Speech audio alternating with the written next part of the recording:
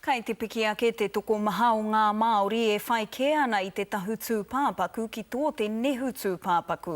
E panoni ana ngā tikanga me ngā ture he tū tohu anō kei te whārikihia ki te pire tirotiro tū pāpaku, me te āhua nei ka māma ake mā te katoa, kei a Peata Melbourne tēnei purongo. I te ao Māori ka o tina tangihanga i te nehu me te hakari, he oi kua rereke nā wā. E tini ngā tangata e hihi ana ki te tahu i te tūpāpaku. Hei tā tipene ko te tahu tūpāpaku tētahi ara māma hei whai mā te hunga Māori e noho ana ki tā wāhi. Ko tā rātu, ko te tino ngana ki te kohi pūtea kia hoki a tinana mai te tūpāpaku. Ki te kore ka tahu ko ngā pungarehu ka whakahoki mai ki te kāinga.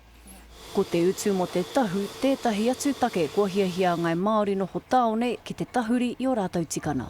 Ki tāmaki makaurau nei e rima mano te utu mo tētahi urua tūpāpaku. Koena hoki te utu i mua i te mahi kari. Engari mo te tahu tūpāpaku, he rima rau noiho te utu. He āhua pērā hoki te utu mo te hunga e noho ana ki tua whenua mo te tanu tūpāpaku.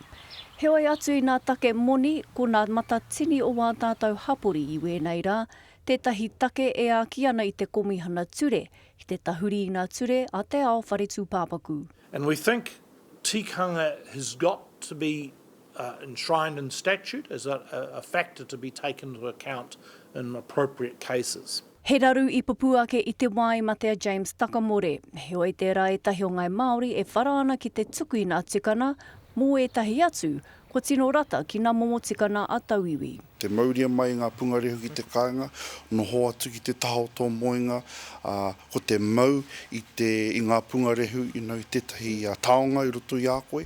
Wera mea katoa, ka kite atu a ngai tau me te whakaaro, ai rau e tērā, no reira whai haere ana rātu i wetahi o ngā āhuatanga a tauiwi mā.